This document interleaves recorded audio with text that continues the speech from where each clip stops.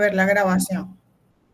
Ok, entonces bienvenidos. Les comentaba que pues hoy vamos a trabajar con algo de con triangulación y contrastación cualitativa y vamos a volver a hacer al menos una o dos citas en el Atlas TI para refrescar los conocimientos de la clase pasada.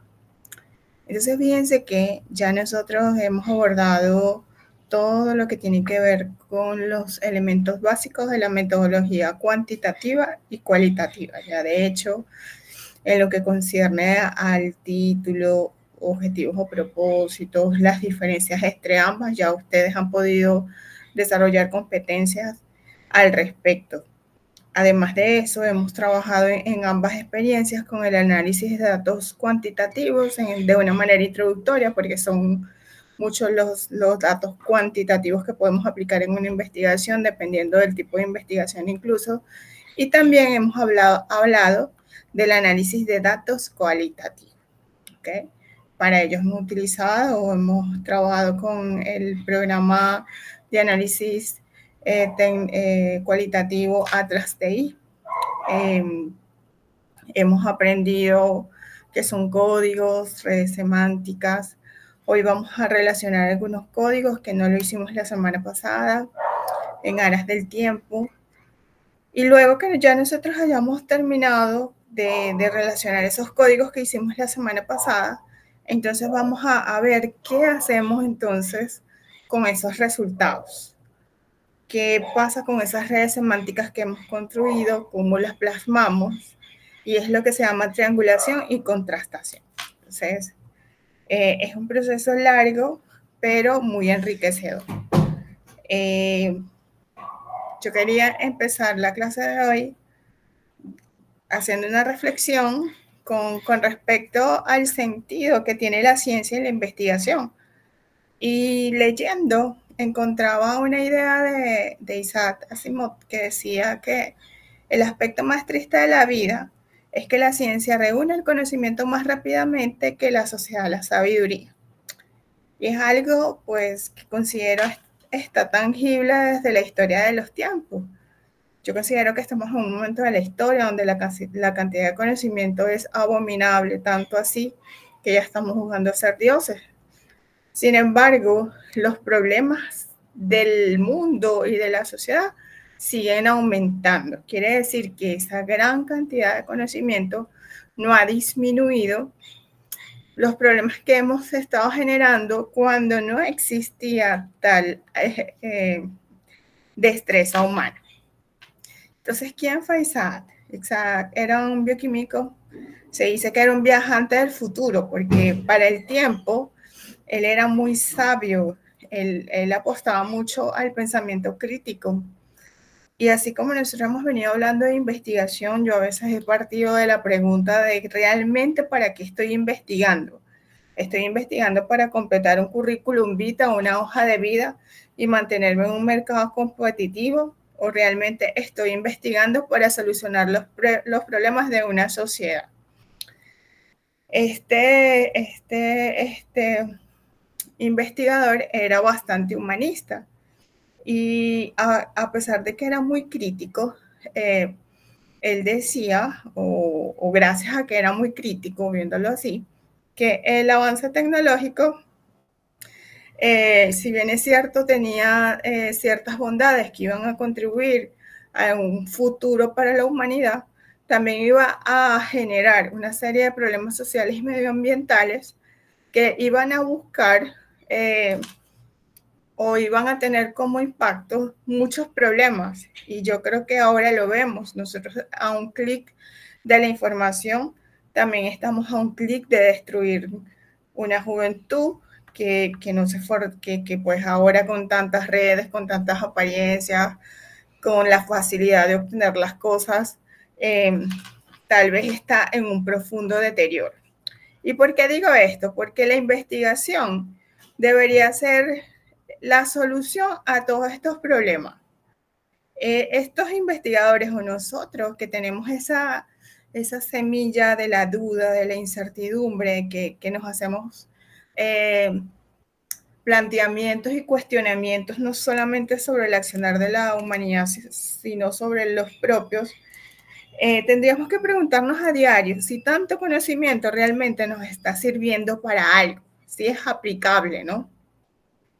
Yo comentaba cuando inicié el diplomado de Pedagogía Ignaciana que había estado en una defensa de una tesis doctoral donde el tutor del estudiante no aceptó las sugerencias de observación de ambos jurados. Uno de los jurados, me imagino que por no leer por completo el documento, optó por la adulación al tutor. Y pues en aras de que yo había leído profundamente el trabajo para generar las observaciones, como siempre lo hago con la responsabilidad que amerita el caso, porque cada trabajo tiene la esencia de un investigador, tiene una semilla, tiene alma, tiene espíritu, que a nosotros de la noche a la mañana nos digan que algo está malo, pues es como que nos destruye y no todos estamos preparados para esas conversaciones. Pero uno hace las observaciones siempre con desde la humildad, desde la salvedad, que el jurado de una universidad tiene la competencia de intervenir para que cuando ese proyecto de tesis llegue a ser una tesis doctoral, ya cumpla con todos los lineamientos y es mucho mejor que decirle al final, tu tesis no sirve, ¿no? Entonces el jurado se ofendió y en plena defensa, donde el tutor, donde los tutores no pueden hablar porque los tutores son invitados. Allí el que defiende el trabajo es quien lo está haciendo, pues el tutor se tomó la molestia de no dejar hablar al participante y de hacernos una presentación de los más de 200 trabajos que él había publicado a lo largo de toda su vida como ingeniero. Pues en ese momento yo tenía fiebre porque estaba pasando por un proceso viral, creo que eso me exacerbó. Y más que criticar al personaje que sin lugar a duda responderá a una formación, yo me preguntaba, yo decía, yo no quiero llegar a ser una persona así porque yo veo en los demás cosas que definitivamente debo filtrar para no ser como los demás. Entonces, sí investigar, sí tener una hoja de vida que nos haga sobresalir por sobre los demás para disminuirlos, me va a dar ese poder. Realmente no quisiera ganarme premios, no quisiera tener otro sentido de la existencia, porque he aprendido que no sé nada. O sea, yo aprendo algo y hay ya 500 teorías diferentes al respecto. Entonces, la investigación, y más la investigación cualitativa, tiene que estar repleta de la humildad, de ver los contextos desde la objetividad. Y sin lugar a dudas, la objetividad implica no manipular. Y cuando yo soy director de una investigación o soy el que está llevando a cabo una investigación y no quiero perder, porque quiero que todo el mundo vea que yo soy el experto en este estudio, el hecho de siempre ganar me puede llevar a mí desde el punto de vista de la dialéctica, de la ética, a manipular resultados para decirle a los demás que yo tenga la verdad y poder tener una máscara tan increíble de que nadie se dé cuenta que los resultados son manipulados. Entonces pasa en investigación cualitativa que muchas veces no nos quitamos el sesgo y queremos que los demás piensen como nosotros y nuestras interpretaciones no son objetivas. Pero también pasa en investigación cuantitativa y coloco unos resultados maquillados, producto de un SPSS. Si soy matemático, y aquí hay varios matemáticos, lo puedo hacer mucho más fácil. Y como los demás investigadores no tienen las bases de datos, no van a poder comprobar si realmente yo manipulé los resultados o no. Entonces, el mensaje inicial de este investigador, de este científico, me hacía reflexionar en aras de eso. Estamos construyendo conocimiento, pero la humanidad no está caminando hacia la sabiduría. Y nosotros, como investigadores, Nobel, expertos en el nivel en el que ustedes se quieran ubicar, tenemos que trabajar es para trascender hacia un mejor humano, un humano con humanidad, porque del resto tendremos un mundo lleno de robots que están capacitados o están programados para realizar las funciones que nosotros les demos y ya, y a eso vamos. Entonces, ¿qué sentido tiene tanto conocer si cada día la humanidad se va haciendo menos humana? ¿No? Yo soy profesora de evolución biológica, y veo las diferencias increíbles entre el sentir humano de ese mono que comienza su proceso evolutivo, que es la teoría que nos pinta la ciencia, y el humano de hoy. Entonces, realmente hemos trascendido, pero de no establecer límites en lo que estamos conociendo y el para qué lo estamos conociendo, creo que vamos en un deterioro profundo que nos deja sin sentido. Y ese sentido es la pérdida de la humanidad y el hecho de que prevalezca una razón con verdades que nosotros como humanos hemos creado, porque todo lo que nosotros creamos tiene nuestra huella. No hay alguna otra especie que nos diga que estamos errados, o sea, que pudiésemos estar creyendo nuestras propias mentiras. Y me disculpen si comencé con esto, pero era ese preámbulo de la investigación cualitativa y de todo tipo de investigación que es necesario, y que ahora pues que estoy en este diplomado de pedagogía ignaciana, y no es porque esté José Luis aquí, que es mi profesor, ni para que me apruebe, veía pues que uno de los elementos de la pedagogía ignaciana, si bien es cierto que es fortalecer el aprendizaje de la ciencia, es que ese conocimiento tenga un sentido para la vida. Y yo creo que ser mejores humanos gracias a los procesos investigativos es uno de ellos. Entonces, no sé si alguno de ustedes quiere hacer un aporte así rapidito para continuar.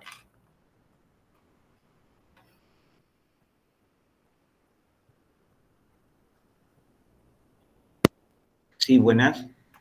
Buenas. Buenas tardes.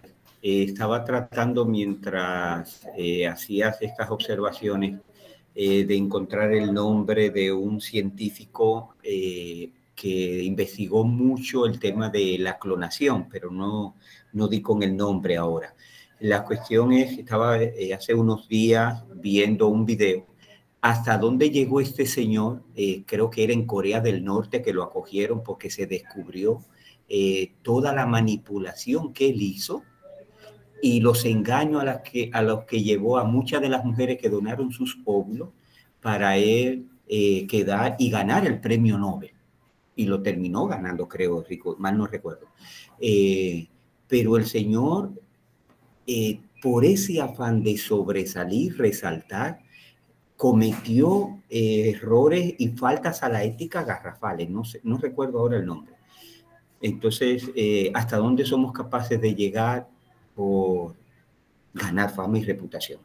Ese es el aporte que quería hacer.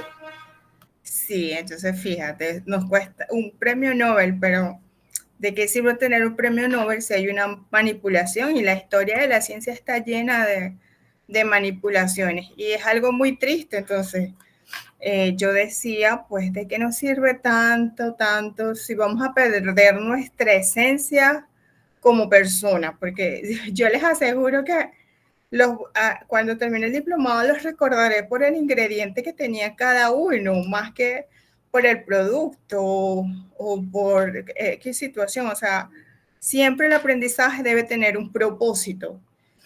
Y la investigación, si bien es cierto que ha ayudado a que el conocimiento se construya dentro de todo el crecimiento a través de todos los periodos, bueno, que nosotros tenemos un solo periodo biológico, que es el Cenozoico, y sin embargo en un solo periodo, que es el que es lo que diferencia al resto de los animales, hemos transformado el planeta. Entonces, en esa historia o en esa línea de tiempo histórico, que realmente se vea que de ser cierta la evolución de las especies, como lo plantean todos estos teóricos evolucionistas, es cierta, que realmente se vea que tuvo un propósito, porque realmente el hombre ha perdido hasta su función en el ecosistema. El hombre era dispersador de semillas, el hombre era controlador poblacional, pero porque cazaba, porque sembraba. Ahora el hombre no tiene función en el ecosistema. Ha perdido todas las funciones. No tiene nicho ecológico, que es lo que se dice. Ya no controla poblaciones porque siembra animales para comérselo. Ya no hay un equilibrio a nivel natural. Ya no es dispersador de semillas porque ha creado toda una red de cloacas y de servicios de aguas negras. Y además de eso, pues, si usted sabe que cuando defeca va a salir una plantita, tal vez su crecimiento académico no les va a permitir comerse una guayaba o una manzana de ese árbol que usted sabe dónde venía. Entonces, hemos perdido muchas cosas en ese desarrollo. Y pues tanto así que en este momento nosotros solo somos los depredadores de nuestro planeta. Y hay una gran cantidad de conocimientos, pero no hemos entendido que estamos actuando como los destructores del planeta. Entonces, tanta investigación, tanta pelea si la investigación es cuantitativa o cualitativa, y seguimos con el gran problema, y es que la Tierra en unos años ya no va a existir en realidad. Entonces, eso a mí me preocupa. Entonces, iniciando con esto, que tiene que ver con esas reflexiones cualitativas que sin lugar a dudas sus pensadores creyeron que eran necesarias para trabajar en investigaciones sociales, vamos a irnos un momento al atrás de ir nuevamente, porque allí vamos a volver al trabajo que nosotros hicimos la semana pasada. ¿Ok? Y era, ¿verdad? Nosotros colocamos, creo que este fue el primero. Este es el de la foto, ¿verdad? Sí, esta fue la primera actividad que hicimos. Vamos a tratar de abrir el otro. La semana pasada debe ser este. Hicimos este. Sí, estos eran nuestros 3 documentos. ¿Se acuerdan que teníamos una entrevista? Teníamos nuestros 4 códigos, que era la definición de emociones, la definición de inteligencia emocional, las habilidades sociales y las emociones y los efectos en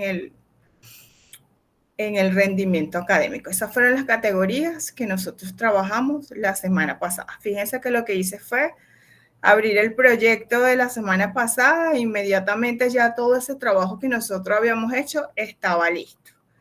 Dentro de los documentos estaba inicialmente las entrevistas, que fue donde hicimos las extracciones, ¿se acuerdan de las líneas, de las citas libres? ¿Verdad? Trabajamos solamente con 3 categorías. Allí, pues, dentro del documento están cada una de esas selecciones que nosotros hicimos. En el documento 2 fue el diario de campo. También hicimos algunas citas, ¿ok? Dentro del reconocimiento de emociones, la definición de inteligencia emocional. Y el tercer documento era la fotografía, donde lo relacionábamos con la educación emocional. Ok. Entonces, fíjense.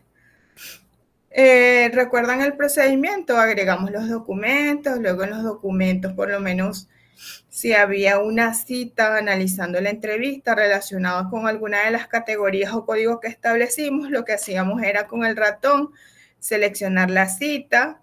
Posteriormente, en botón derecho, creábamos la cita libre, por ejemplo, y luego de crear la cita libre, ¿verdad?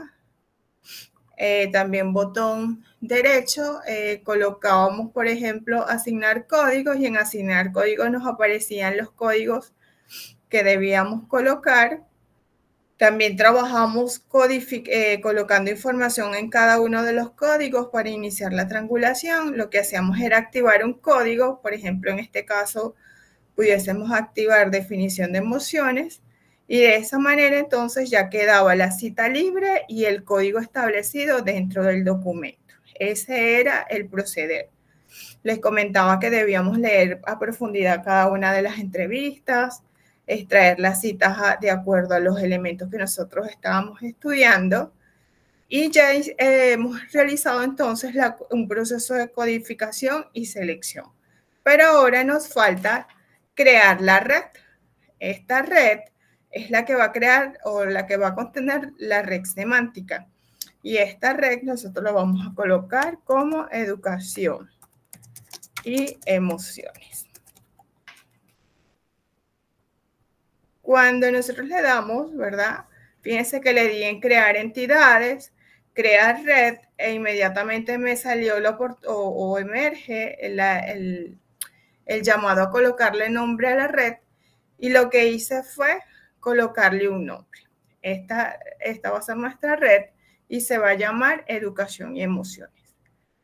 Esta red en este momento no tiene ningún tipo de información, pero nosotros podemos colocar, fíjense, cuando yo le doy acá en agregar nodos, hago clic sobre agregar nodos, puedo ver que voy a agregar. Si voy a agregar citas, fíjense que aparecen todas las citas que seleccionamos.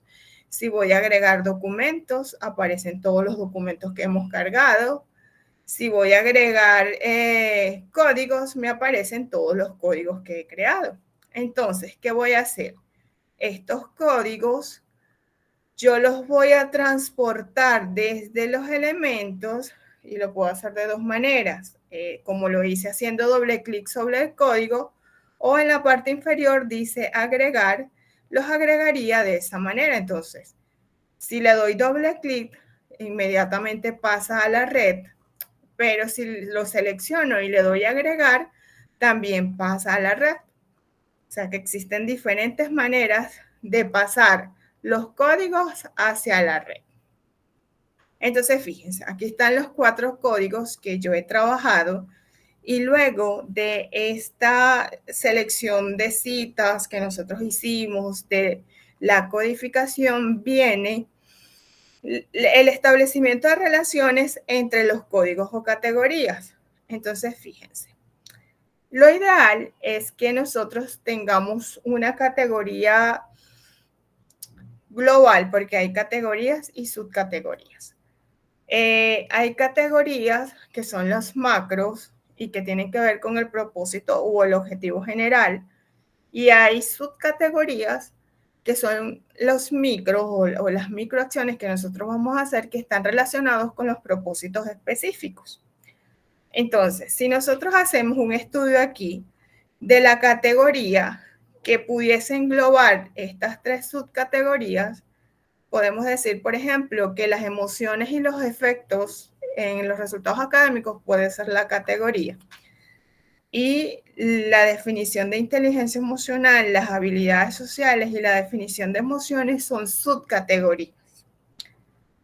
Pueden haber muchos más, pero en vista de que el análisis que hicimos no fue tan exhaustivo, hemos generado solamente estos elementos. Entonces, la codificación axial de Strauss y Corbin dice que yo debo relacionar los códigos y eso me va a aumentar mi densidad.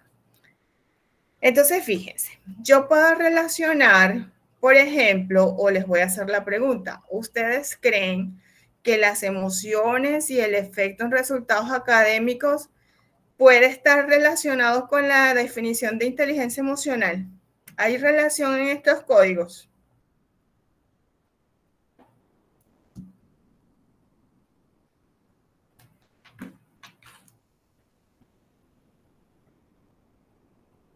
Les escucho. Sí, sí. Ok, entonces fíjate. Ustedes ven este cuadrito que se genera aquí en la puntita del cuadro, ¿no? Aquí en el borde, donde está la manito señalando. Cuando yo le doy clic al cuadrito que tiene la categoría, se me va a desplegar este puntito. Cuando yo me hago clic sobre este puntito, va a aparecer esta flechita. Yo la voy a desplegar y la voy a arrastrar hacia el código que quiero relacionar. Entonces, lo suelto. Cuando yo lo suelto, se me va a desplegar un panel o un comando de relaciones en el que yo puedo seleccionar la relación que yo creo existe entre estas dos categorías. Por ejemplo, yo puedo decir que las emociones y los efectos de los resultados académicos es una propiedad de la inteligencia emocional, contradice a la inteligencia emocional, es parte de la definición de inteligencia emocional. Puedo generar una relación que no esté aquí, la puedo yo mismo relacionar. Puedo decir que es una causa de la inteligencia emocional o está asociado con la definición de inteligencia emocional. ¿Cuál escogerían ustedes? ¿Qué tipo de relación de estas que están sugeridas ustedes seleccionarían para relacionar estos dos códigos? Yo seré, está asociado. Ok, está asociado. Entonces, fíjense que inmediatamente cuando estoy en este fortalecimiento de mi red semántica, me dice está asociado con. Quiere decir que las emociones y los resultados académicos están asociados con la definición de inteligencia emocional. Ahora bien, vamos a relacionar. ¿Creen ustedes, como investigadores, que las emociones y los efectos de los resultados académicos pueden estar relacionados con las habilidades sociales?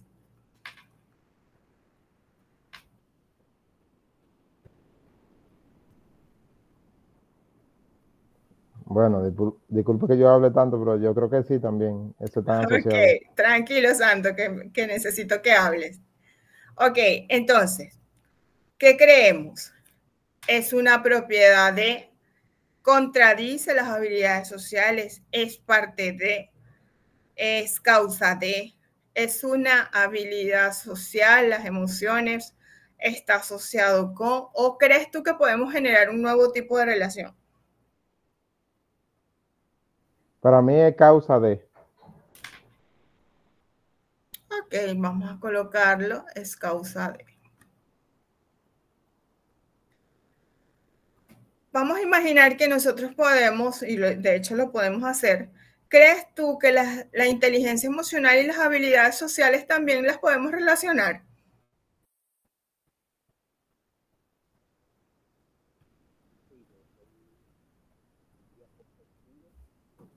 Sí. Ok, es parte de, es una causa de, es una habilidad social. La inteligencia emocional puede ser vista como una habilidad social. Sí, yo considero que sí. Ok, me parece interesante. Podemos decir entonces que la inteligencia emocional es una habilidad social. Ahora vamos con las emociones y la definición de emociones. ¿Creen ustedes que hay relación entre las emociones y los efectos en resultados académicos y la definición de emociones? Por supuesto. ¿Sería cuál? Es parte de, contradice, es una propiedad, es causa de, es una definición, está asociado con. Está asociado. Está asociado con. Ok, Está voy al asociado. aula para dejar entrar a alguien que anda por allí, a Natalie. Ok, y volvemos al programa. Ahora bien, las emociones las podemos relacionar con las habilidades sociales. Las emociones Sí. serán una propiedad de las habilidades sociales, es causa de las habilidades sociales, está asociado con. Está asociado con. Ok, aquí volvimos a. Nos faltaría relacionar las emociones con la inteligencia emocional. ¿Creen ustedes que la definición de inteligencia emocional y la definición de emociones están relacionadas? Y de ser así, ¿qué relación le pondríamos? Es parte de para mí. Es parte de. Parte de, ¿verdad? Entonces, fíjense que esta es nuestra red semántica. Nosotros hicimos una red, ya no son códigos aislados. Todos los elementos que nosotros hicimos en ese análisis, esa extracción de citas, de categorías, ya tienen una relación. Y esto es lo que llamamos red semántica. Aquí ya nosotros, cuando vamos a analizar los hallazgos cualitativos que vienen desde las voces de los informantes, ya no lo estamos viendo como entidades aisladas, sino que hemos hecho una relación entre estas categorías y es de allí donde va a derivarse una teoría. Puede haber un código que no esté relacionado con otros, no hay ningún problema, solamente que lo ideal es que nuestros elementos o todo lo que emerja en la investigación trabaje en una sincronía. ¿Para qué? Para generar una teoría. Entonces, fíjense, nosotros tenemos acá en diseño, podemos cambiar. Fíjense que si le doy clic aquí, me cambia la presentación. De igual manera acá, pues existen múltiples formas de presentar la información. Ustedes como investigadores seleccionan cuál es la que les parece más amigable para que los resultados puedan ser visualizados de una manera más sencilla. Entonces, no solamente podemos colocar esto, existe la posibilidad de agregar las citas para cada categoría. Por ejemplo, en definición de emociones, si yo le doy clic sobre definición de emociones, acá aparece una casilla que se llama agregar vecinos. Ese agregar vecinos, yo puedo darle citas. Lo que pasa es que se me desordenaron. Cuando lo ordené, déjenme ordenar de nuevo esto. Vamos a cambiar el diseño a algo más amigable. Ok, aquí están las citas que están asociadas con el diario de campo. En esta categoría, definición de emociones, ¿verdad? Ahora bien, si yo quiero que se visualicen, voy a darle clic derecho donde diga mostrar en la red. Déjenme ver, abrir. No.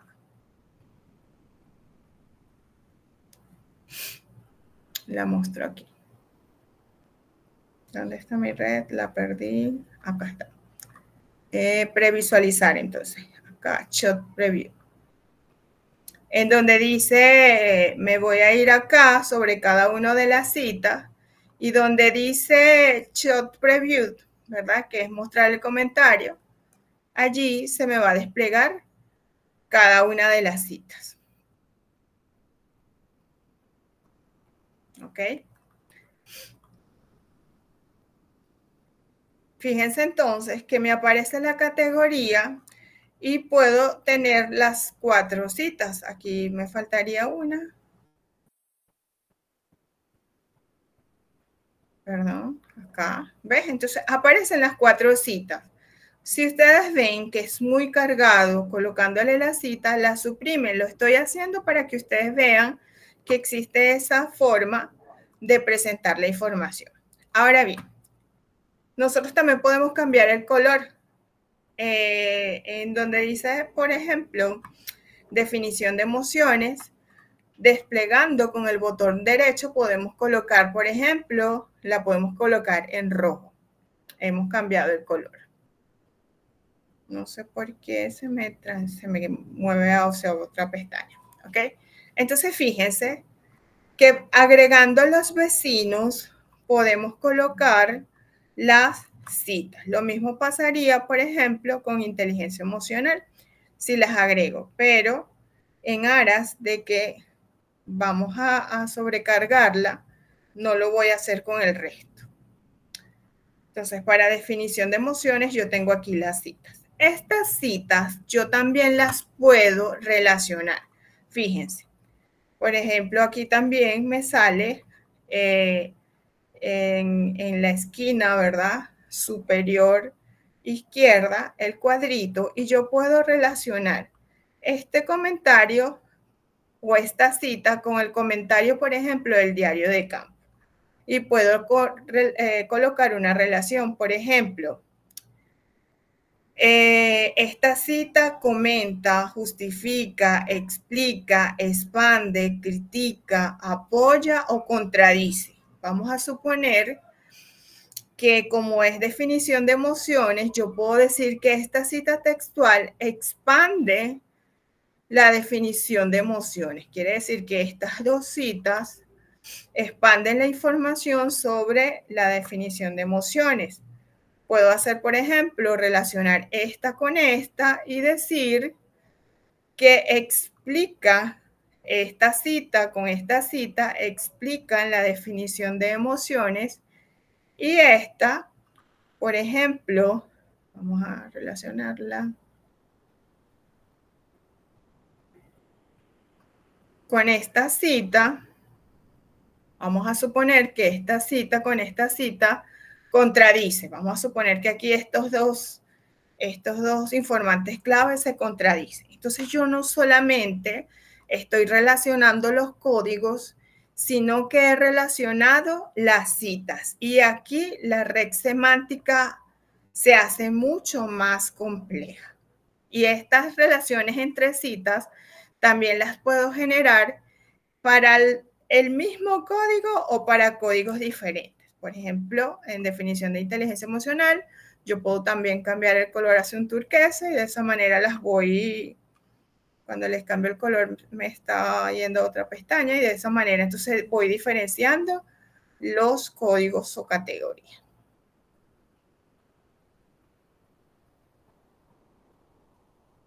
Entonces, fíjense, ya aquí de las 4 me faltaría esta. Vamos a ponerla de otro color para que tengamos cada uno de los códigos de un color diferente.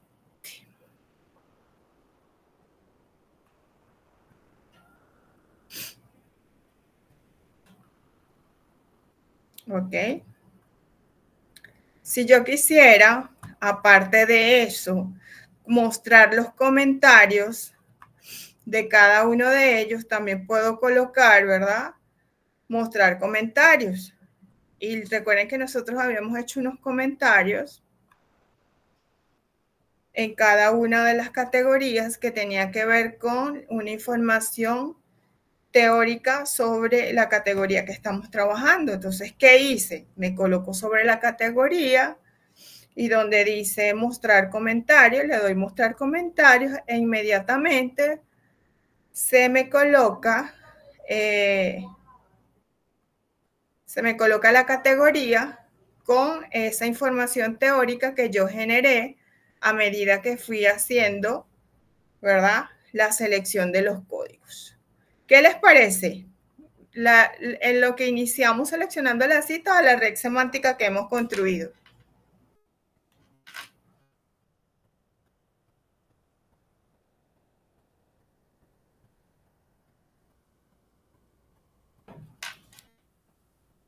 A ver, ¿qué les pareció? Al principio, cuando solo ibas agregando las categorías, las citas, no le estaba viendo utilidad realmente, soy honesto, pero el hacer esta red semántica, al final, ¿qué es lo que me va a aportar?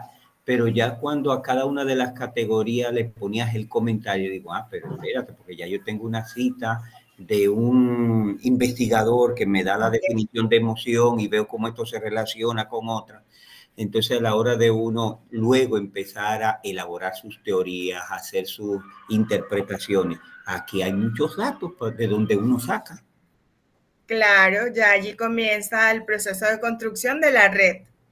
Entonces ya allí tienes no solamente las entrevistas, has relacionado las citas, puedes generar relaciones entre las citas, este sujeto, este informante clave contradice, expande la información de esta teoría y de esta manera tú presentas todo, puedes presentar toda la información, incluso para cada categoría. Si ustedes ven que se les hace muy difícil presentar una red semántica general, pueden hacerlos por códigos. Y el análisis los hacen por códigos o por categorías. Y cuando vayan a presentar la información, entonces, en los resultados o hallazgos, van a ser más visibles porque nos pasa que generamos unas redes donde la letra es -3 y nadie las puede leer. Entonces, también tenemos que cuidar el gráfico, porque así como los investigadores cuantitativos hacen diagramas de barras, tortas, cuadros, nuestra unidad de información son estos son nuestros gráficos, estas redes. Entonces tienen que estar legibles, porque un gráfico que no se puede leer, ¿qué intención tiene? Lo podemos hacer extrayendo o trabajando cada red con una sola categoría o de 2 en 2.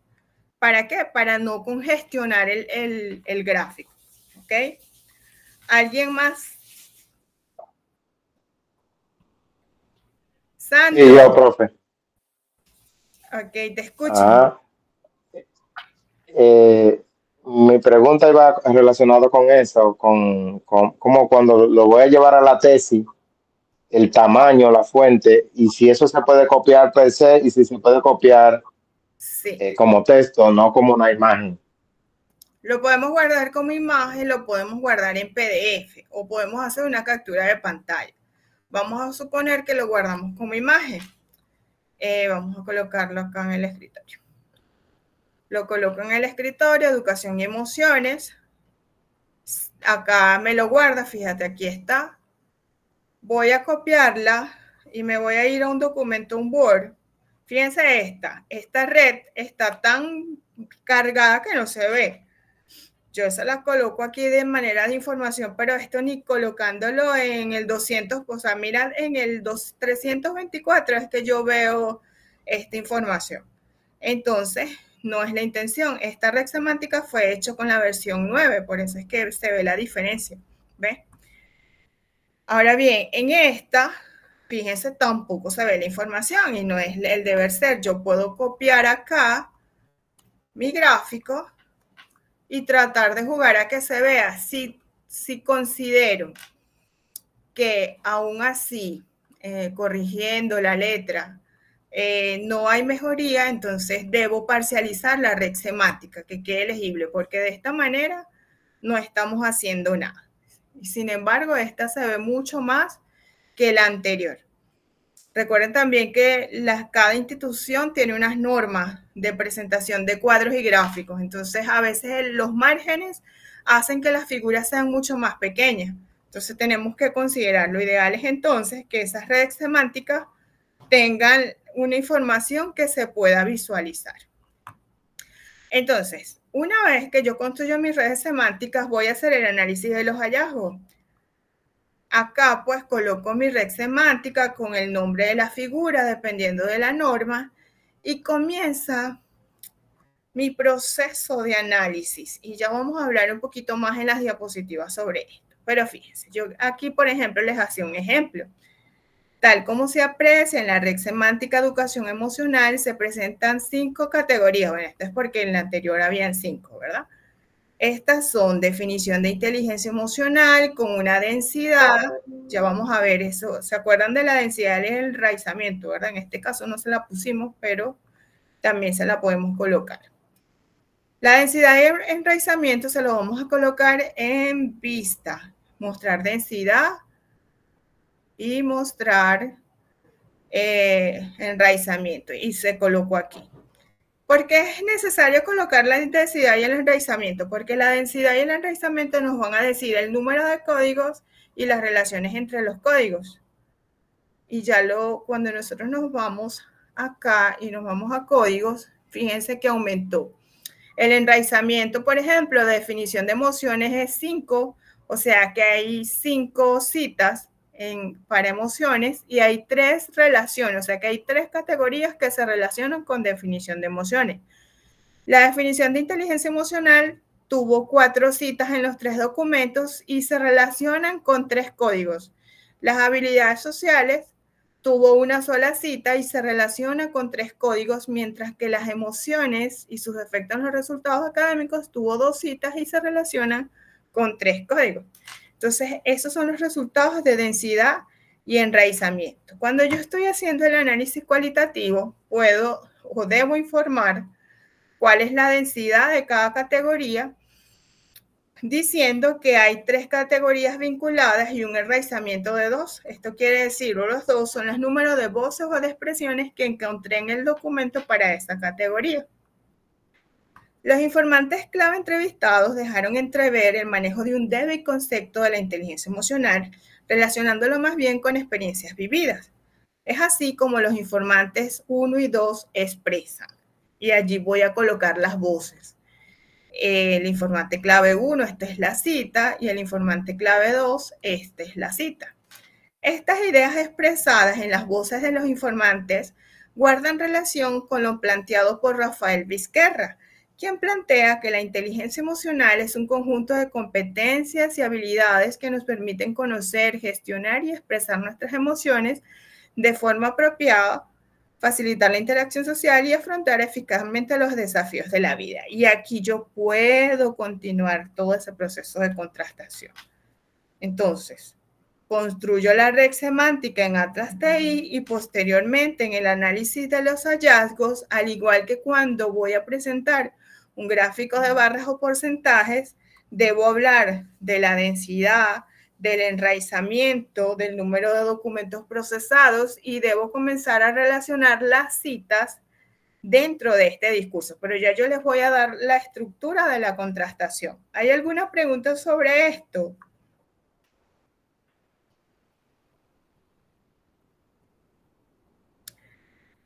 ¿Habían hecho un análisis cualitativo de esta manera? Definitivamente no. No. No. Una pregunta. En ese análisis de datos que ibas expresando, ¿a eso es lo que le llamaríamos entonces la triangulación? Triangulación y contrastación. Ok.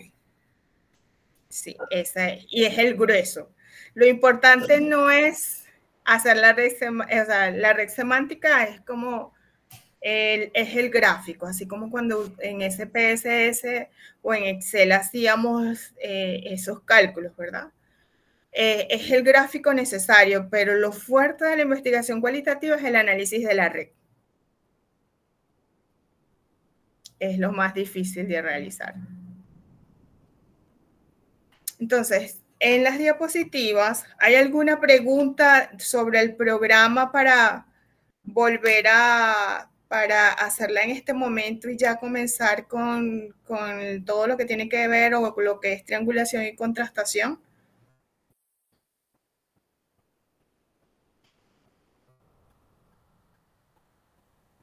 Este video y el de la clase pasada es elemental colocarlos para que ustedes puedan generar la tarea. Tienen en la plataforma, ya tienen el diario de campo y tienen la entrevista, ¿ok? Entonces, es elemental colocar estos videos para que ustedes puedan hacer la tarea. ¿Han podido descargar el Atlas TI? Sí, ya yo lo descargué. Ok, genial. Maestro, Entonces tienen... Ok, Ezequiel, te escucho. Yo, la clase de la semana anterior, usted sabe que yo no puedo entrar, pero la clase todavía no ha sido subida a la plataforma. Entonces, estoy viendo que esto guarda relación directa con lo que se habló en la clase anterior.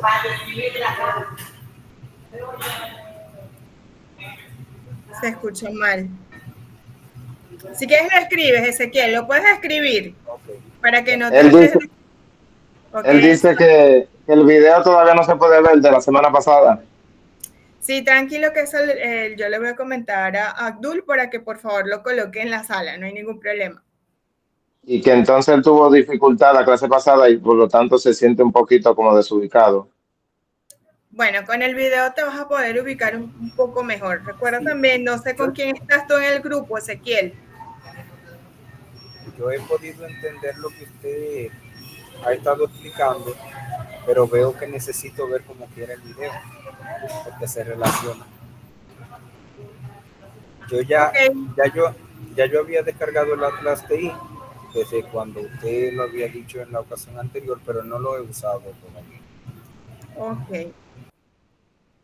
Entonces vamos a colocar los videos. De todas maneras, hay otros videos por allí. Lo que pasa es que en YouTube pueden conseguir otros videos, pero a veces no tienen el mismo procedimiento o tienen un programa diferente, una versión diferente al que hemos manejado. Sin embargo, déjenme decirles que si ese proyecto de la versión 24 me lo llevo a la versión 9, igual lo abre. O sea, es compatible, todos ellos son compatibles a pesar de que sean versiones muy antiguas con las versiones más nuevas. No hay ningún problema en qué versión ustedes estén abriendo el documento. Entonces, voy a hablar con el doctor Abdul para que las grabaciones las coloque lo antes posible en la plataforma. No hay ningún problema. ¿Ok? Si tienen alguna duda, igual vamos a trabajar o me la hacen saber por la plataforma. Vamos a compartir pantalla para continuar con la presentación de las diapositivas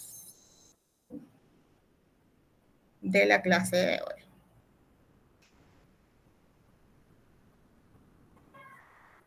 Cruz, ¿alguna pregunta? ¿Todo estuvo entendible o tienes alguna pregunta en específico?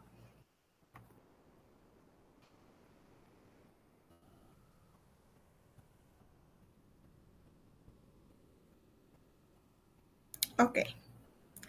Entonces, fíjense, una vez que nosotros ya hemos realizado todo ese proceso de codificación axial, según Strauss y Corby, y que es tan pequeñito ese procedimiento cuando ustedes están haciendo un trabajo de investigación, un proyecto de grado, un trabajo de grado, ustedes colocan que los hallazgos o las entrevistas serán procesadas con el programa, por ejemplo, Atlas TI, y esos tal vez serán 2 o 3 líneas. Pero el trabajo que hay detrás de ese análisis, créanme que es mucho más que escribir 2 o 3 líneas. Por eso es que, como investigadora cualitativa, a mí me da mucha tristeza cuando este tipo de trabajo es subvalorado. Hay muchas personas que se dedican a renegar sobre el alcance de este tipo de investigaciones. Y déjenme decirles que no es lo mismo hacer una tesis cuantitativa que una tesis cualitativa. Las tesis cualitativas gozan de una exigencia mucho mayor, ¿ok? Para poder ser aceptadas y tienen un procesamiento que tal vez con el SPSS en un clip lo puedes alcanzar. Aquí no hay un solo clip. Aquí, luego de que tú codificas, seleccionas citas, relaciones elementos, construyes redes semánticas, viene un proceso y un discurso donde debes cuidarte de mantener un discurso que no deje entrever que tú estás opinando desde tu nivel de conciencia. Las investigaciones cualitativas, a excepción de la etnográfica, trabajan en suspender los juicios para escuchar las voces y en conjunto con una teoría, con un método, con otra investigación, generar una nueva perspectiva. Y es a lo que nosotros hemos llamado triangulación. Consiste en comparar diversos elementos. Cuando yo estoy haciendo mi revisión de antecedentes, allí comienza mi proceso de triangulación incluso. Porque ya desde otras investigaciones yo estoy viendo cuál método utilizaron, cuáles son los autores compatibles con esos estudios, e incluso cuando esté trabajando en el discurso de la construcción de la tesis, yo puedo decir que estos resultados coinciden con la investigación llevada a cabo por Luna en el año 2025 sobre investigación cualitativa.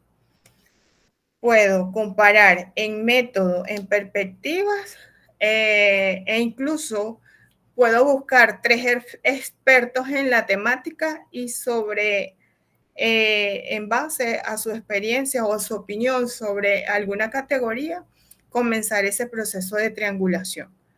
Es realmente un enfoque bastante integral, donde no solamente vemos la verdad desde la percepción de las voces, sino que lo que dijeron nuestros sujetos, nuestros informantes claves, nosotros lo estamos comparando, bien sea con otras investigaciones, con otros teóricos y con otras perspectivas. Y por eso yo les hablaba de la importancia de que en cada categoría ya yo vaya colocando información teórica asociada con el estudio, porque ya yo estoy comenzando no solamente a analizar o a extraer los hallazgos, sino que ya estoy comenzando mi proceso de triangulación. La triangulación, entonces, es el uso de múltiples fuentes. Nos parece que fuesen 3, pero pueden ser incluso muchos más. Puedo trabajar 3 o 4 teóricos, fuentes o teorías. Y el hecho de que yo contraste la información de todos esos elementos aumenta la confiabilidad y la validez de mi investigación y mitiga los sesgos o disminuye los sesgos y hace que otros teóricos vean que hemos agotado todos los recursos académicos literarios para explicar una postura sobre una temática en específico. Entonces, el objetivo de la triangulación va a ser esa, la de minimizar esos sesgos y mejorar la profundidad en el análisis. ¿Cuáles son los tipos de triangulación? Pues tenemos la triangulación de datos, la triangulación de investigadores, la triangulación teórica e incluso la triangulación metodológica. Santo, te escucho. Sí, es que si en un estudio cuantitativo se pudiera hacer esa parte para la validación, la triangulación, ¿se puede fusionar ahí? Pues yo considero que los estudios cualitativos también deberían de tener este tipo de tratamiento en el análisis de resultados, ¿sabes? Generalmente en los estudios cuantitativos nosotros nos limitamos a hablar de lo que dice un gráfico o de un resultado de un cálculo en específico, pero si a ese comentario sobre descriptivos, porque son comentarios descriptivos donde yo estoy sencillamente dando una información, yo le agrego esa comparación con otras investigaciones, con los teóricos dominantes sobre el tema, hago o realizo, ejecuto un mejor análisis de resultados. O sea que sin que tú lo menciones, porque tal vez el hecho de que tú digas que utilizaste una triangulación cualitativa en el análisis de datos cuantitativos, a muchos les genera ruido, lo haces sin tener que manifestarlo, o sea, sin tener que escribirlo, porque es realmente la intención del análisis de los resultados. No es solamente describirlos, sino relacionarlos. E incluso esas exigencias también yo las realizo en las tesis cuantitativas. Porque ¿de qué sirve solamente expresar los resultados si yo no los voy a relacionar con otros estudios? Entonces, es válido. Para mí es válido. Y sé que para muchos investigadores también. Entonces, esa triangulación de datos es cuando durante el análisis de los hallazgos yo también comparo mis resultados con las entrevistas de otras investigaciones, con las observaciones de otras investigaciones en las que yo tuve oportunidad, bien sea de participar o de leer, que están dentro de un repositorio de investigación. Está la triangulación de investigadores, que no es más que involucrar a varios teóricos sobre la temática. Por ejemplo, en el tema de las emociones, allí nosotros tenemos a Daniel Goleman, también tenemos a Rafael Vizquerra.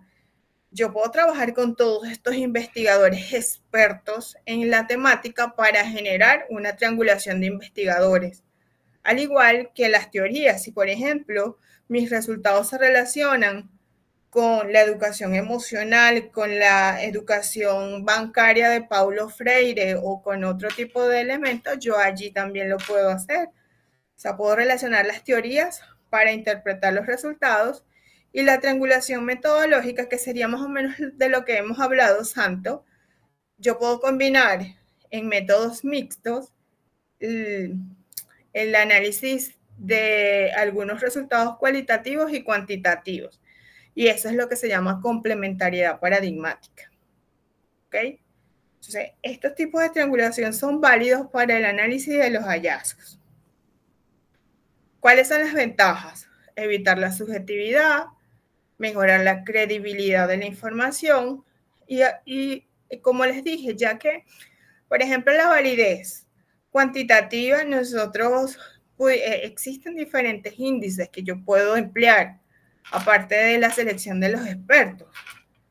Pero en la triangulación cualitativa es un plus comenzar desde el análisis de los antecedentes, aumentar ese proceso de validación.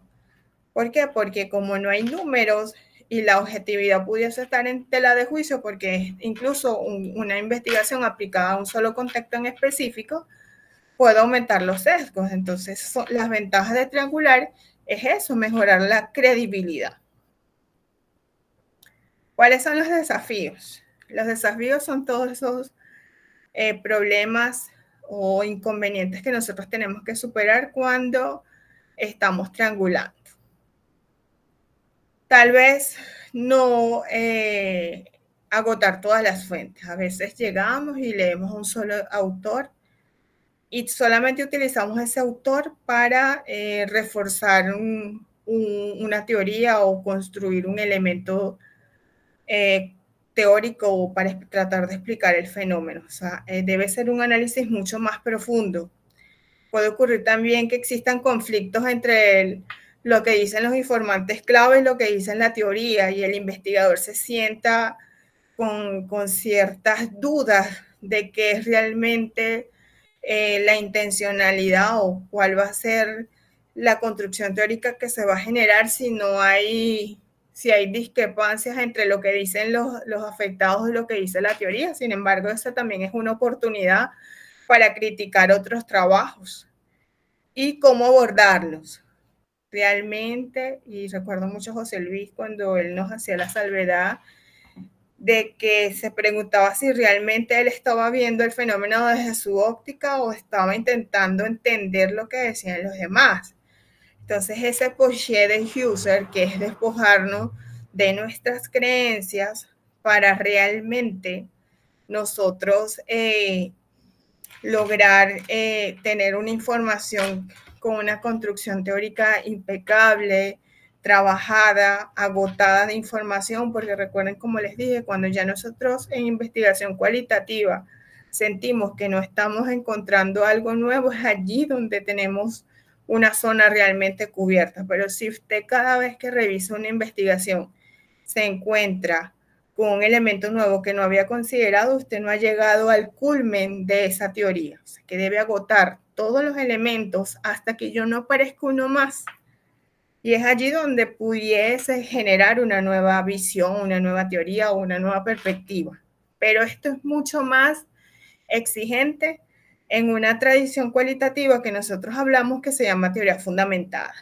Quien hace un trabajo con teoría fundamentada, realmente hay que quitarse el sombrero, pero que no lo haga como propuesta, sino que realmente la lleve a cabo, porque la teoría fundamentada es muy exigente. Generar nuevas teorías realmente es muy difícil para el investigador, y nosotros a veces creemos que si yo voy al campo cualitativo, hago una entrevista, obtuve 3 resultados, ya yo tengo una nueva teoría curricular, por ejemplo. Y no, esos son años de años, trabajos de trabajo. Entonces, ese es un desafío. ¿Algún aporte sobre esto, jóvenes?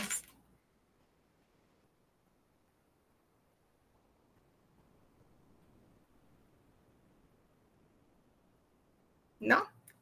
Ok, entonces fíjense, les voy a dar 10 minutos para que vayan a tomar agua, porque he hablado bastante, ¿verdad? Y podamos seguir, o sea, se estiren un poquito, pues tomen agua, se oxigenen para ir a la segunda fase de la clase. ¿Qué les parece? Bien, bien. Ok. Ok, entonces son las 7:11, nos vemos a las 7:21, ¿ok? Alexei, ¿tú te vas a retirar o pudiera plantearte algunas inquietudes que tengo? Porque plantearla en el grupo siento que me salgo del tema, porque es de temas anteriores. Ok, no sé si como está grabando, es mejor que hablemos al final, no sé, porque quedaría dentro de la grabación, no sé si tienes algún inconveniente con eso. No. No queda. Entonces, esperaría así, porque es que no tiene que ver con esto que estás planteando y no quiero salir, hacer un comentario fuera del tema. Ok, chévere. Entonces Gracias. hacemos así. Ok, nos vemos en 10 minutos.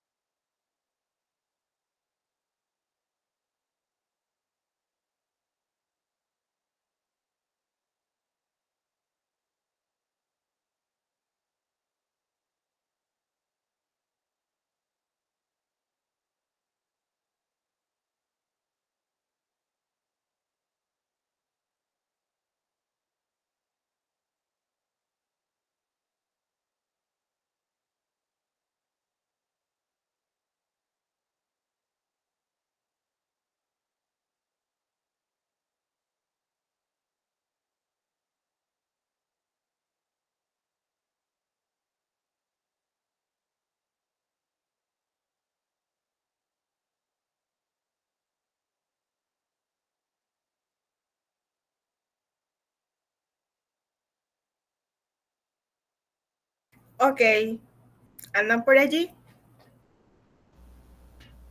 Estamos aquí.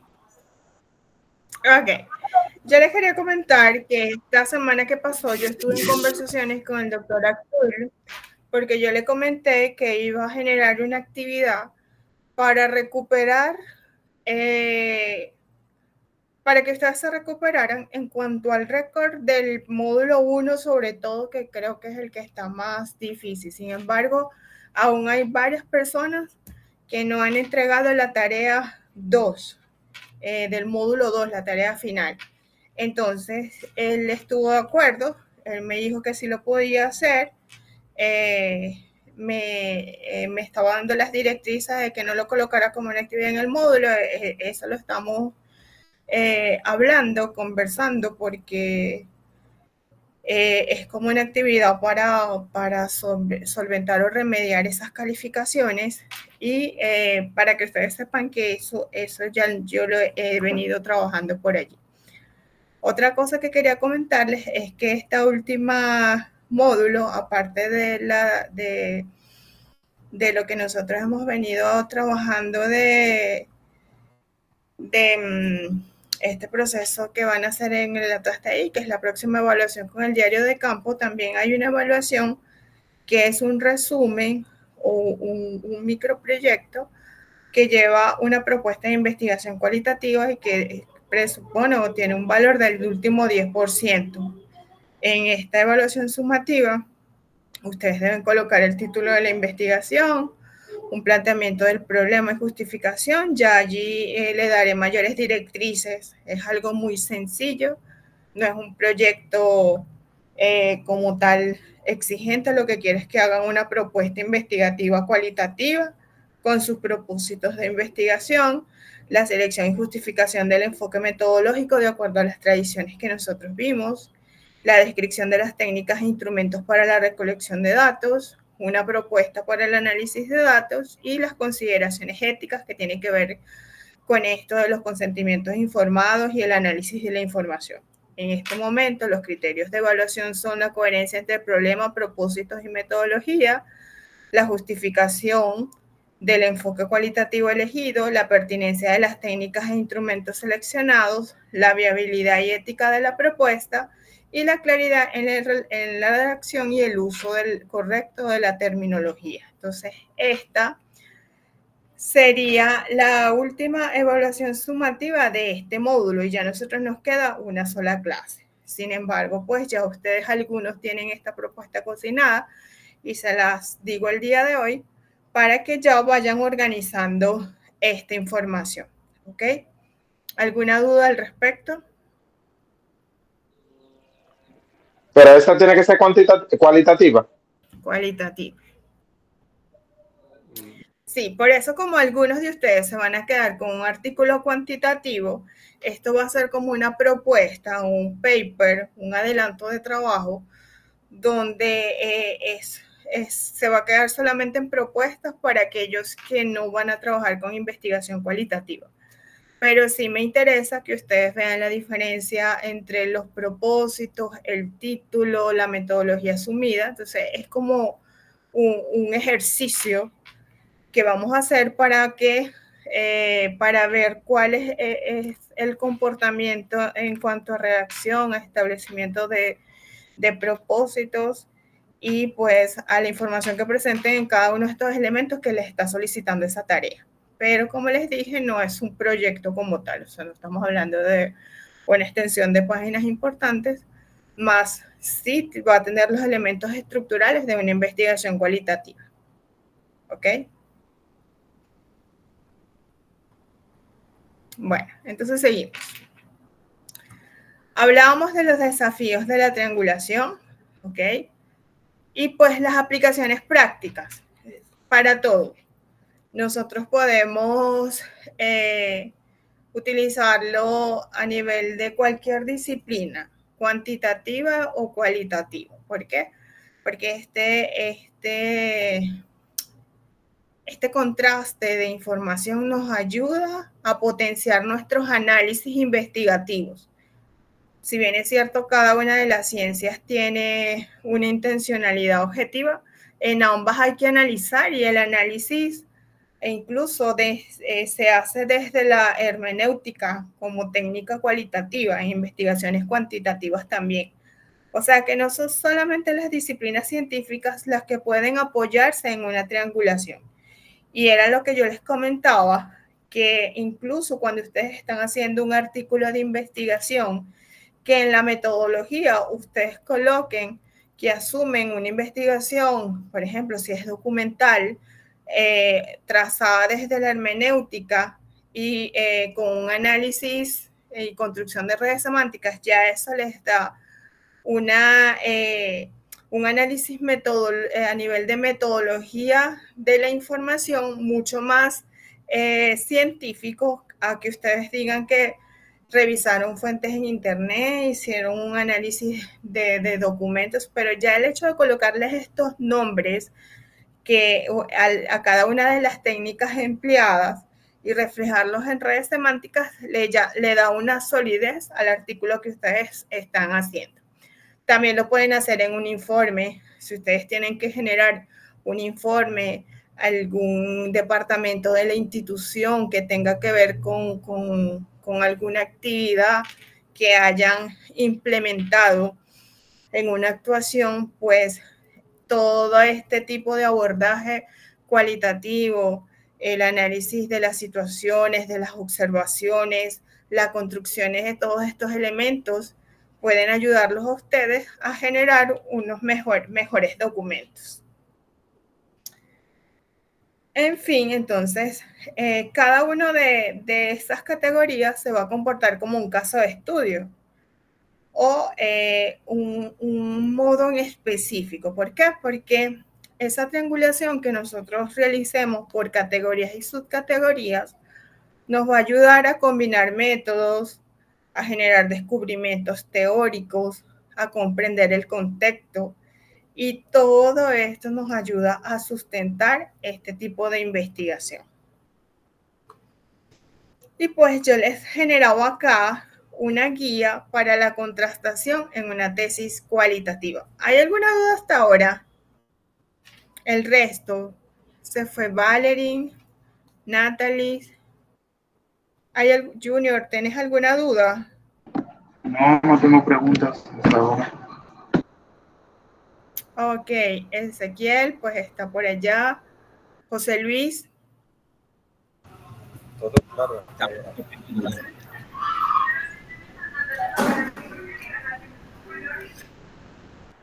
No te escuchamos. Ok. Entonces, vamos a continuar. Ok, te escucho. Que no tenía duda, decía. Excúsame. Ok.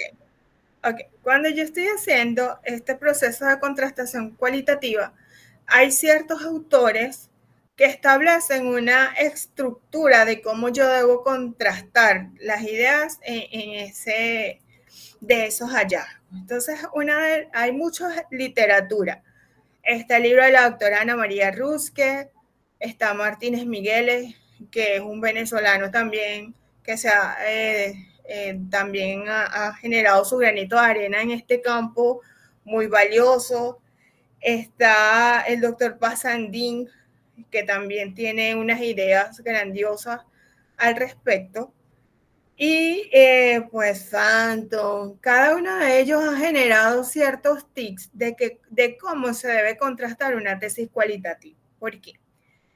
Pasa que cuando nosotros estamos colocando los resultados o los hallazgos, porque hablar de resultados es mucho más cuantitativo, y una de las cosas más difíciles de este tipo de investigación es quitarse el cassette cuantitativo y volver a lo cuantitativo, porque por lo menos yo no puedo hablar de sujetos, sino de informantes claves, de voces, de otro tipo de elementos que no sea sujetos o muestra o población, por ejemplo, en la metodología cualitativa. No puedo hablar de objetivos, sino de propósitos, porque las investigaciones cualitativas tienen propósitos. Hablo de escenario de investigación y no de universo y población. Entonces, enfoque tiene su discurso y tiene sus palabras clave. Y nosotros, cuando estamos haciendo este proceso de contrastación, tenemos que manejar un discurso cualitativo. No tiene que tener raíces cuantitativas. Y eso a veces es un elemento bastante difícil en este tipo de contrastación. Los resultados deben verse, o los hallazgos, fíjense que aquí lo estoy haciendo, ¿no? Como buena hija del positivismo. Los hallazgos deben analizarse no desde lo descriptivo, sino desde lo analítico, desde lo crítico, que es una de las debilidades más sentidas ahora. Entonces, tenemos que trabajar en no solamente decir lo que dijeron los informantes clave, sino en concatenar, en engranar toda esa información desde lo analítico y desde la relación. Entonces, Passandín Esteban nos dice que lo inicial cuando nosotros estamos haciendo el proceso de contrastación es la inmersión en los datos. Y yo recuerdo a José Luis cuando nos decía, y tienes que leer cada cosa, o sea, que estábamos leyendo la entrevista, y era una entrevista muy, muy sencilla la que nosotros estábamos leyendo, hay documentos mucho más profundos.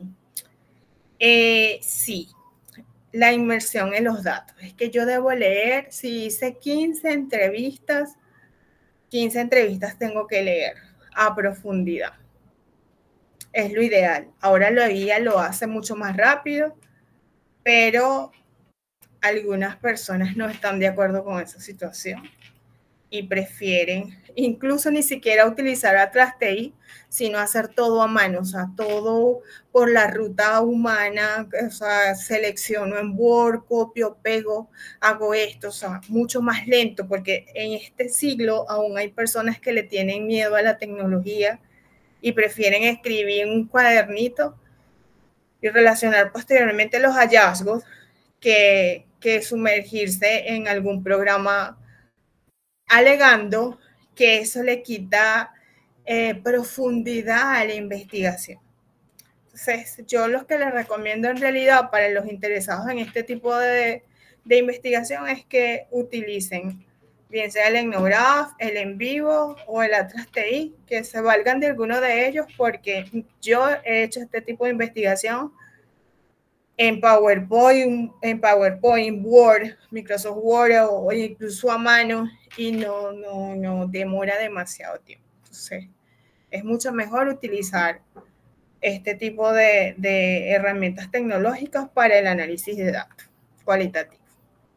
Porque aparte de eso, se guarda la información, se mantiene ordenada y usted puede retomar la investigación donde la dejó, y esa es una fortaleza. Esa inmersión en los datos no es mecánica. Yo no debo, dijo esto, o sea, yo debo realizar un proceso allí de comparación profunda, de ver lo que piensan e incluso hacer un análisis de sentimiento para saber cómo eran esos aportes de nuestras voces, de los informantes clave, cómo el informante clave siente la realidad de lo que estamos estudiando. O sea, es que esta inmersión en los datos nos va a permitir escucharlos una vez más, porque ya lo hicimos en la entrevista, pero leerlos ya incluso nos va a ayudar a construir a nivel empírico una organización de las ideas que nosotros vamos a trabajar en ese capítulo de la investigación que tiene que ver con el análisis de los hallazgos. O sea que es un proceso bastante complejo. Posterior a que ya yo leí las entrevistas, empecé ese proceso de codificación, entendí las unidades elementales de la información, coloqué colores, saqué las extracciones dialécticas esenciales, las configuré, ya sé cuántos códigos tengo. Viene el proceso de reflexión crítica y dialéctica. Allí ya empiezo a contrastar o a comparar las experiencias que han vivido esos informantes, esos entrevistados, el escenario de mi investigación con lo que decía el marco teórico, con mis bases teóricas, con mis antecedentes del estudio, y empiezo a generar un proceso de diálogo entre ellos. Empiezo a compararlos, y es aquí donde inicia ese refuerzo que no solamente puede apoyar una teoría, también la puede poner en tela de juicio, porque puede ser que las voces de los sujetos, de los informantes de la investigación no coincida con lo que dijeron unos investigadores o con la postura de un investigador en específico. O sea, no se trata solamente de que todo cuadre perfecto y la investigación arroje elementos teóricos que ya nosotros conocíamos, sino que también puede ocurrir que aparezcan esos elementos que no formaban parte del escenario e incluso que emerjan algunas categorías que yo no había considerado en un principio. Entonces, todo esto se inicia luego de esa inmersión de los datos en el proceso que Passandín ha llamado reflexión crítica y dialéctica. Se me están durmiendo los matemáticos, ¿verdad? Estamos por aquí, estamos por aquí. Ok. Mira, Santo, que tú tienes una investigación cualitativa. Luego que yo realizo ese proceso de dialéctico, voy a conectar con las teorías relevantes. No se trata solamente de describir, de comparar, sino que aquí voy a empezar a analizar la teoría. Si, por ejemplo, usted considera que hay elementos en ese contexto que no los explica ninguna teoría de las que usted revisó, es el momento de hacerlo saber. ¿Por qué? Porque aquí es donde la construcción teórica se va fortaleciendo. Si usted considera que todo cumple con las bases teóricas que usted trabajó, pues no hay nada novedoso. Pero, sin embargo, como investigador, dentro del contexto, usted pudo encontrar que esos elementos teóricos se cumplen y se repiten. Puede ocurrir también que haya alguna propuesta teórica que no sea considerada en el escenario, que está tal vez en un proceso de génesis muy primitiva, usted también aquí la puede traer a colación. O sea que es el momento de iniciar todos estos aportes a la construcción teórica. También, posteriormente a esto, vamos a integrar los testimonios, que son como ejes narrativos. Cada idea de esos informantes clave nos van a servir como un elemento que nos va a ayudar a comprender el fenómeno. Entonces, ese testimonio del participante apoya el hallazgo y también nos explica cómo lo ve en ese contexto en específico. Recuerden que las investigaciones cualitativas generalmente no son, valga la redundancia, generalizables, al igual que las cuantitativas, sino que se pronuncian o se hacen sentir en un contexto específico y yo no las puedo o no puedo asegurar de que esa misma situación se viva del mismo modo en ese contexto en el que se está realizando este estudio u otro estudio. Y por último, las conclusiones reflexivas, que no es más que cerrar esa contrastación cualitativa donde ya coloqué las voces, las comparé con otras investigaciones, con otros teóricos, comprendí desde las voces de los informantes clave las percepciones, las experiencias, ya luego voy a cerrar. Y en esas conclusiones lo que hago es generar una síntesis reflexiva que incluso puede generar o invitar al lector a nuevas preguntas sobre la temática o preguntas que quedan allí pues abiertas a seguir siendo investigadas. Esta autora recomienda, por ejemplo, una serie de conectores que son ideales para la contrastación. Por ejemplo, para introducir, colocamos los participantes expresaron al analizar los datos. Sin embargo, ella todavía es muy cuantitativa. Él es un profesor de matemática, creo, incluso. Para presentar la reflexión crítica desde una perspectiva dialéctica, este hallazgo me permite cuestionar, para conectar con la teoría, por ejemplo, tal como lo sugieren las teorías o alineado con los principios y para concluir de forma reflexiva, este análisis invita a reconsiderar la comprensión del fenómeno o la comprensión del fenómeno se amplía al considerar. Estos son algunos conectores sugeridos. Yo les voy a colocar una guía que tengo en el aula para que ustedes la puedan descargar posteriormente, donde hay otros conectores que puedo utilizar en la redacción. Y bueno, acá estaba, por ejemplo, el proceso de triangulación y contrastación, por ejemplo, cómo se hacía el análisis que lo hicimos por allá o se los expliqué por allá en otra experiencia, y la conclusión, que decía que la triangulación en la investigación cualitativa es un enfoque integral que potencia la validez y la comprensión de los fenómenos estudiados. Al combinar diferentes métodos y perspectivas, los investigadores pueden ofrecer un análisis más completo y significativos, contribuyendo así al avance del conocimiento. Esa sería la conclusión. Pensé que se me iba a hacer más larga la clase de hoy. ¿Hay alguna duda al respecto?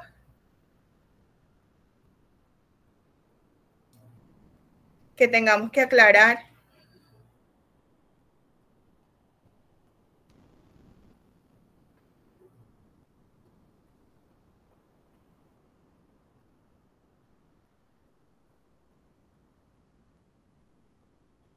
De mi parte, no, por ahora. ¿No? Ok, ¿alguien más? La duda mía no tiene que ver con los contenidos, sino cuando hay que la asignación, porque realmente tenemos mucha cosa por otro lado. Y mire, en una semana muy poco. Algo. Hoy era la defensa de los mapas. ¿Por qué el tiempo me está rindiendo? Había un tiempo para defender los mapas. ¿Ustedes los tienen por allí para la defensa?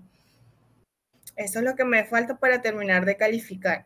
Al igual que algunas intervenciones en los foros, por eso no los he terminado de calificar.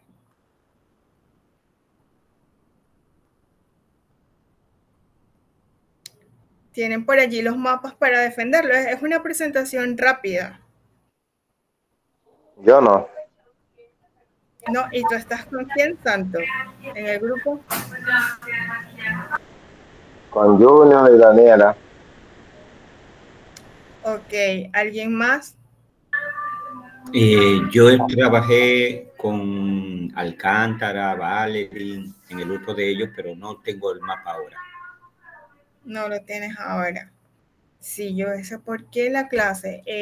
Recuerden que la semana pasada les dije que íbamos a cerrar con los mapas, entonces lo vamos a hacer la semana que viene ya para cerrar, porque existe ese requisito para poder totalizarle la nota del mapa, para totalizarle la nota del foro, tienen que participar sobre otros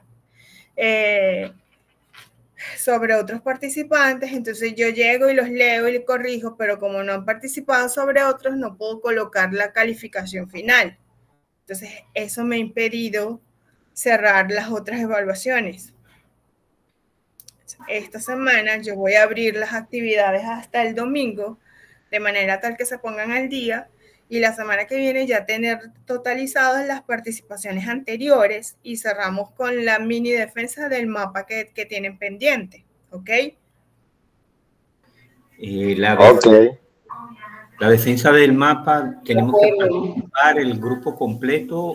Uno solo, pueden comisionar a una sola persona del equipo. Una sola persona del equipo, lo presentamos, lo defendemos y cerramos el tema, ¿ok? Por lo pronto vamos a ver algo de la tarea, ¿verdad? De la tarea que ya yo les coloqué acá, ¿verdad? el recurso que es el diario de campo y la entrevista y el análisis, ¿verdad? Este análisis cualitativo, el día de mañana, ya le voy a colocar el anexo, el adjunto, que ya lo trabajé, sobre qué lleva el análisis cualitativo de un diario de campo. Pero por ahora ya ustedes saben que la entrevista del diario de campo se la van a llevar a la TI, van a generar los códigos, van a extraer unas citas, van a relacionar los códigos y van a construir una red semántica. Y esa red semántica la van o le van a realizar una interpretación sencilla de acuerdo a lo que vimos hoy. Esa es la tarea. ¿Alguna pregunta?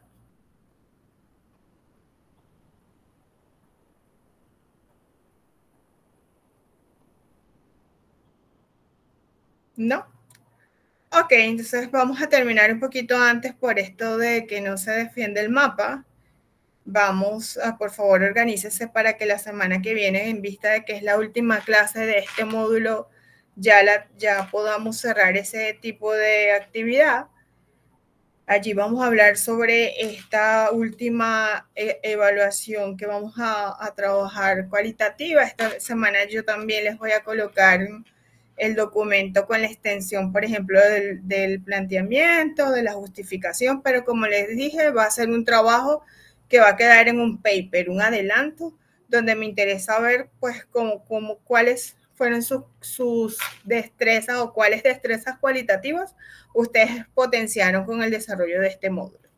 Hacemos una evaluación formativa final de este módulo en vista de que ya terminamos con nuestras 6 clases al respecto y que nos quedarían pendientes esa tarea por entregar.